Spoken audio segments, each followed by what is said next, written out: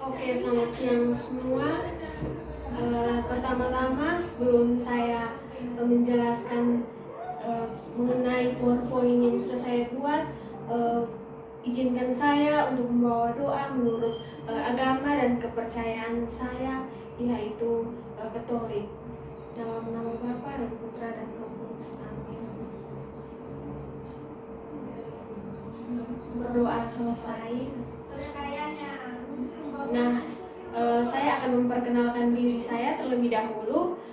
Nama saya Mataruna Yohana Wisang, mahasiswa dari Universitas Nusa Cendana Kupang, kelas A, program studi PGSD. Nah, di sini saya akan menjelaskan tentang prosedur pelaksanaan pembelajaran mikro. Ada yang pertama itu memahami hakikat pembelajaran mikro.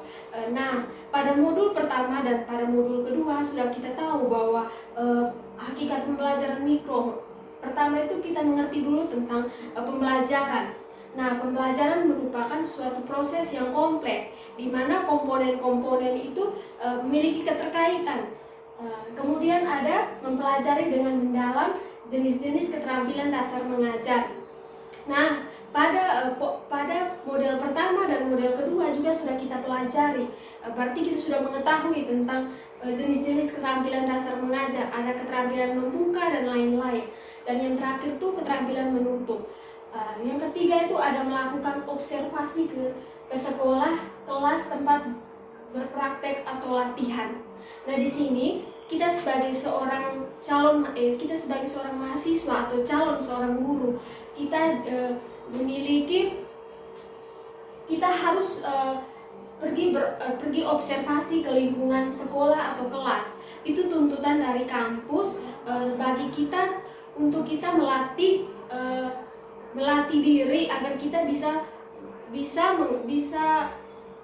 mengenal apa yang terjadi di dalam kelas, di lingkungan sekolah, atau kita bisa tahu tentang karakteristik anak itu seperti apa.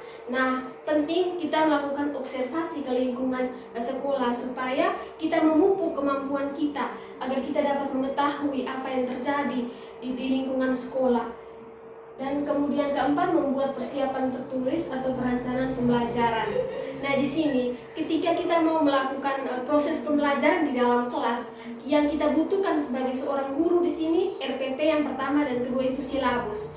Nah, mengapa kita sangat membutuhkan RPP dan silabus? Karena itu dapat membantu dalam proses belajar mengajar. Sangat penting bagi seorang guru dapat memegang RPP dan silabus tersebut. Nah, kalau tidak ada RPP dan silabus, maka pembelajaran tersebut tidak dapat berjalan dengan baik ataupun tidak mencapai tujuan yang diharapkan oleh sekolah, oleh guru, dan oleh siswa tersebut. Kemudian membentuk kelompok. Nah, di dalam kelas kita juga dibagi menjadi beberapa kelompok. Terdiri dari kelompok besar dan kelompok kecil. Adapun ungkapan dari adapun ungkapan bijak dari salah satu pemateri ataupun dia berkata bahwa tidak ada praktek yang baik tanpa ditunjang oleh teori. Nah, di sini namun tentu saja menguasai materi itu belum cukup kalau tidak disertai dengan kemampuan praktis. Nah, sama saja kalau kita menguasai materi tapi kita tidak memiliki kemampuan praktis, percuma.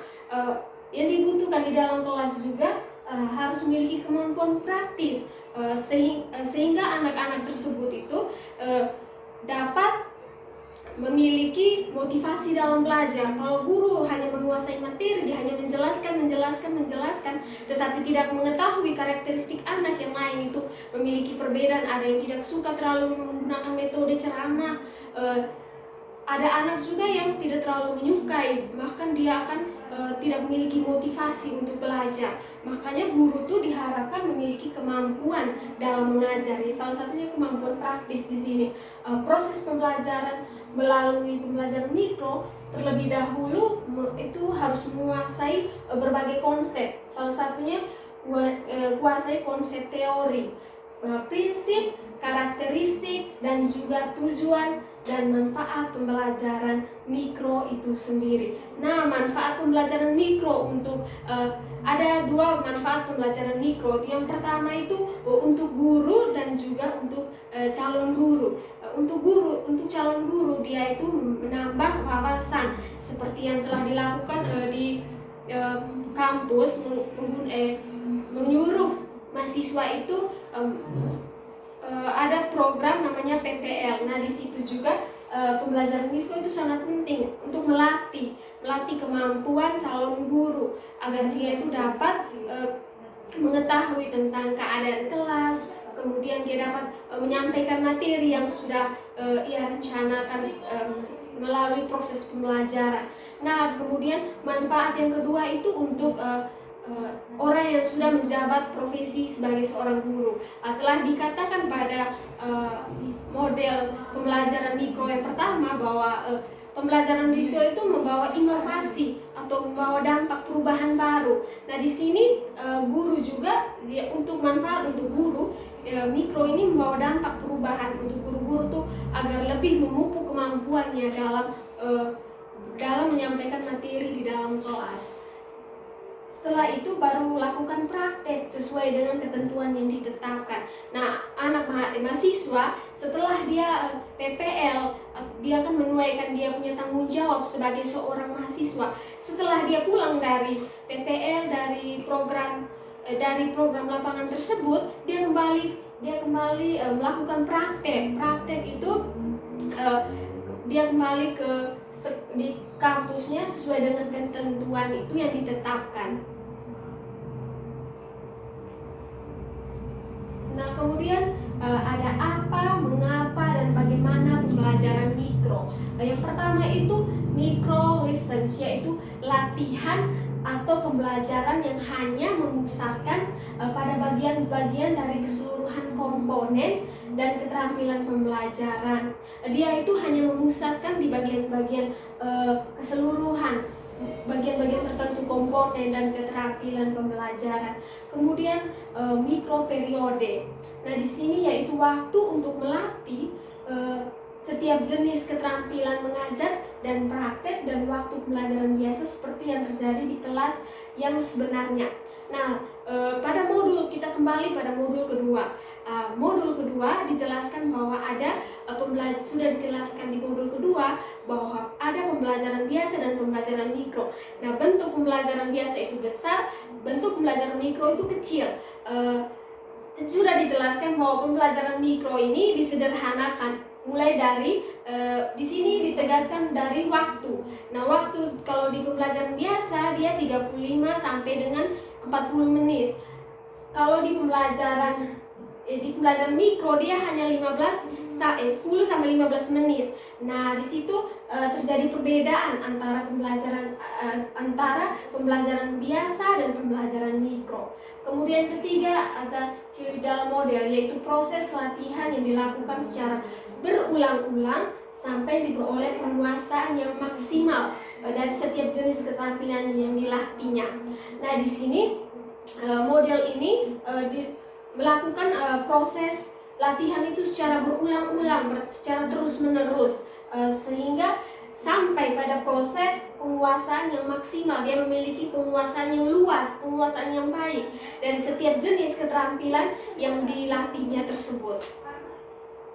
Di sini ada jenis-jenis keterampilan dasar mengajar. Pada model 1, model 2 itu pun ada jenis-jenis keterampilan dasar mengajar. Yang pertama itu keterampilan membuka. Nah, keterampilan membuka di dalam kelas di sini ada doa, kemudian ada absen, kemudian guru itu menanyakan sudah anak-anak tersebut apakah sudah sarapan atau belum, kemudian memberikan salam kepada guru. Apalagi kita sudah kita sudah melewati jenjang SD, SMP, SMA, berarti kita sudah tahu kondisi di dalam kelas ketika guru kita masuk, senior kita masuk ke dalam kelas itu apa yang ia lakukan ketika membuka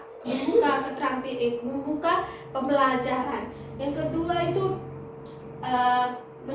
keterampilan dengan mengadakan variasi stimulus, kemudian bertanya dasar, bertanya lanjut, terus ada balikan dan penguatan. Balikan dan penguatan di sini guru tuh balikan, dia bertanya kepada siswanya, siswa itu sudah mengerti atau belum apa yang sudah dia jelaskan, apa yang materi yang sudah dia berikan tuh sudah siswa tersebut sudah menangkap atau belum.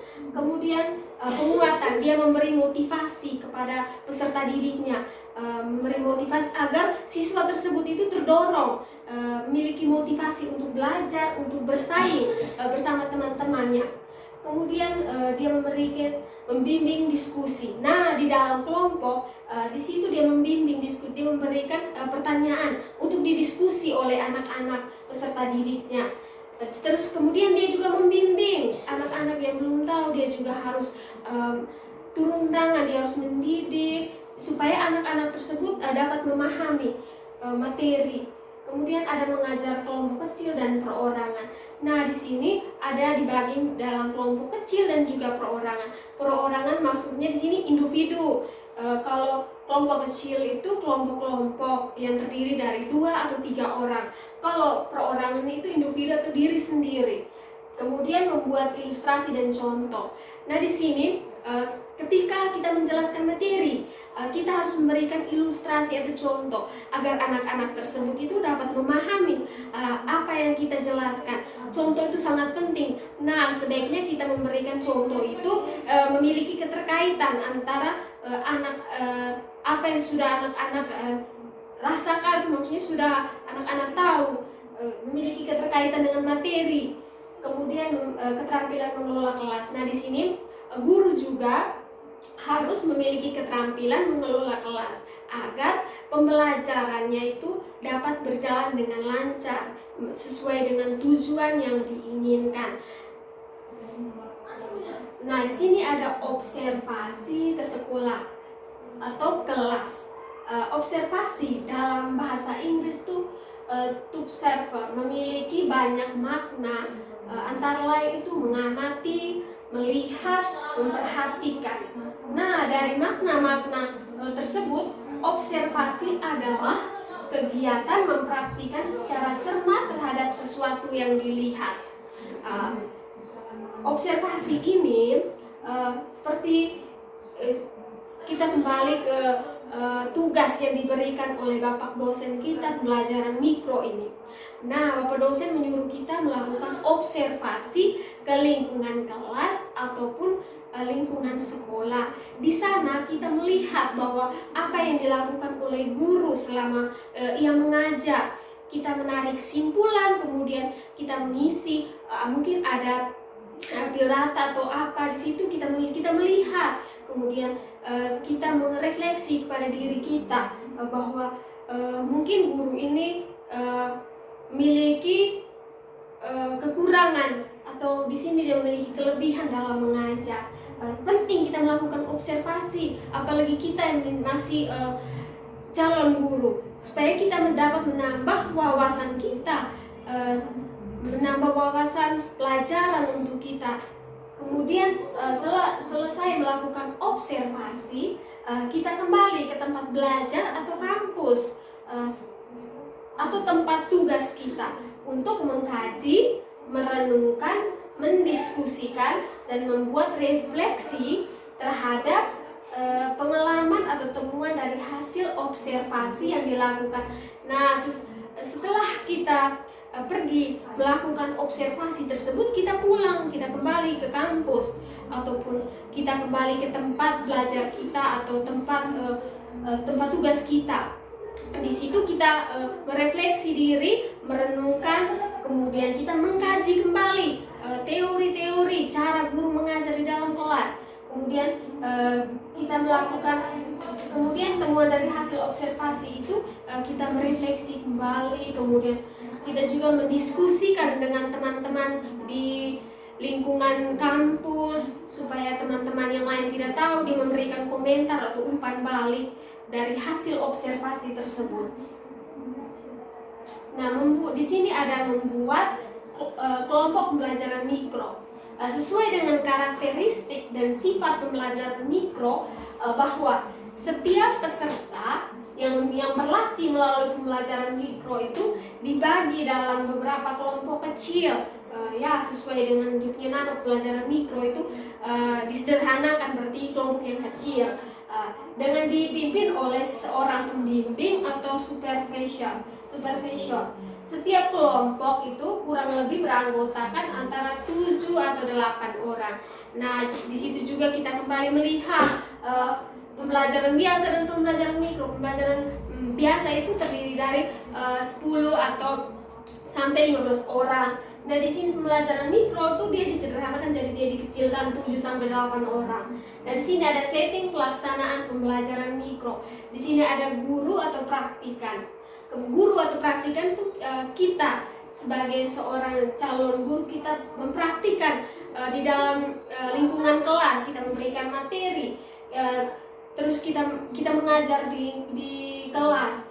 Kemudian siswa, nah siswa ini sebagai pendengar, dia juga menangkap setiap ilmu, setiap materi yang sudah dijelaskan oleh guru atau praktikan tersebut.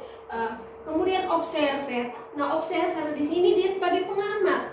Entah itu dia itu dosen atau dia itu guru pamong atau dia itu kepala sekolah. Nah, dia ini sebagai pengamat. Dia ini kedudukannya sebagai pengamat. Kemudian di sini ada skenario pelaksanaan pembelajaran mikro. Adapun pihak-pihak terkait dalam pembelajaran mikro serta tugas dan fungsi yang harus dijalankannya pada tujuan dapat dirinci sebagai berikut. Yang pertama tuh pihak guru yang berlatih. Nah, pihak guru yang berlatih di sini kita sebagai seorang calon mahasiswa, calon guru maksudnya itu kita berlatih, kita turun ke lapangan. Maksudnya kita turun ke lingkungan sekolah, khususnya di dalam kelas untuk kita menyampaikan materi kita. Kemudian kita mengajar anak-anak, memberi motivasi, dukungan. Kemudian ada pihak siswa. Nah, pihak siswa di sini dia mendengar setiap arahan, kemudian setiap materi, dia menerima ilmu yang sudah diberikan kepada pihak guru yang berlatih tersebut. Apa yang dia tidak tahu menjadi dia tahu. Kemudian pihak observer. Nah, pihak observer sini sebagai pengamat, entah dia itu dosen ataupun guru ataupun guru pamong, kepala sekolah dan lain-lain. Nah, dia ini kedudukan sebagai pengamat. Di sini ada pihak pembimbing atau dosen. Nah, ada itu pihak pembimbing atau dosen itu sangat penting kita hadirkan di dalam proses pelaksanaan pembelajaran mikro di dalam kelas. Pasti pembimbing atau dosen ini juga datang melihat sudah seberapa besar kemampuan kita dalam menuaikan kita punya tanggung jawab di dalam kelas. Kita punya keterampilan seperti apa dalam mengajar, sehingga anak tersebut itu dapat mengetahui, dapat menerima setiap materinya. Kemudian sarana dan fasilitas pendukung. Sarana dan fasilitas pendukung di sini yang dimaksudkan itu sarana di dalam kelas, di dalam sekolah, yang mendukung proses belajar mengajar di dalam kelas itu seperti apa. Di sini ada sarana dan fasilitas pendukung yang harus dimiliki untuk kelancaran pembelajaran mikro, antara lain yang pertama tuh ruang khusus atau laboratorium. Di sini ruang khusus atau laboratorium di sini ruang untuk kita berlatih, untuk mengajar. Di sini khususnya pembelajaran mikro saja. Kemudian ada kamera perekam. Nah, di dalam sudah dijelaskan tugas dari Bapak dosen, kita disuruh untuk membuat suatu video pembelajaran. Nah, di situ kita harus merekam hasil dari proses kita menyampaikan kepada teman-teman. Kita harus merekamnya. Kemudian ada ruang proyeksi, ruang memutar hasil rekaman. Nah, ruang hasil rekaman di sini setelah kita merekam, kita memutar kembali hasil rekaman tersebut di ruang proyeksi ini, sehingga dosen tersebut melihat hasil daripada rekaman kita, rekaman pembelajaran kita. Kemudian ruang lab. ruang lab juga harus dibutuhkan di dalam pembelajaran mikro. Nah, kegiatan akhir tindak lanjut pembelajaran mikro. Ada yang pertama itu kegiatan akhir dari dan tindakan lanjut pembelajaran mikro. Nah, di sini memutar ulang hasil rekaman. Nah, setelah kita mengajar, kita membuat hasil rekaman kan. Kita membuat hasil rekaman proses kita mengajar, proses kita menyampaikan informasi kepada teman-teman atau mahasiswa. Di situ kita rekam dan kita juga harus memutar ulang hasil rekaman tersebut. Kemudian ada komentar dan diskusi umpan balik. Nah, di sini setelah teman-teman atau bapak dosen dia melihat kembali atau dia memutar kembali hasil rekaman kita, tentunya dia juga memiliki komentar dan umpan balik. Apakah mahasiswa ini sudah baik atau belum, harus ditingkatkan ini, masih kekurangan ini, dia sudah memiliki kelebihan di sini. Nah, teman-teman juga harus memiliki komentar atau diskusi umpan balik. Oh, teman ini sudah mengerti tentang di sini. Berarti dia juga komentar dan diskusi ini sangat dibutuhkan. Kemudian evaluasi diri. Nah, setelah diputar hasil rekaman tersebut, kemudian komentar dan diskusi, dibutuhkan evaluasi diri. Kita itu harus merefleksi kembali diri kita, apakah kita ini sudah baik, apa yang harus kita tingkatkan kembali, keterampilan ini harus kita tingkatkan. Kemudian ada tindak lanjut atau berlatih ulang. Nah, setelah kita hasil rekaman sudah diputar, terus kita sudah dikomentari oleh berbagai pihak, kemudian kita juga mengevaluasi diri. Setelah itu kita lanjut berlatih ulang. Kita kembali terjun ke sekolah untuk berlatih ulang, sehingga kita memiliki kemampuan kita itu sudah dilatih dan secara terus menerus, maka akan bagus, akan dibilang bagus ketika kita memutar kembali. Dosen tersebut berpendapat bahwa mahasiswa tersebut sudah bagus. Nah, sekian penjelasan saya tentang materi yang sudah saya paparkan di sini. Mohon maaf apabila saya salah dalam bertutur kata dalam menyampaikan materi tersebut. Saya minta maaf. Kemudian saya ucapkan limpah terima kasih. Nah, sebelum saya tutup ini, saya mau mengajak untuk kita berdoa bersama-sama. Berdoa dimulai.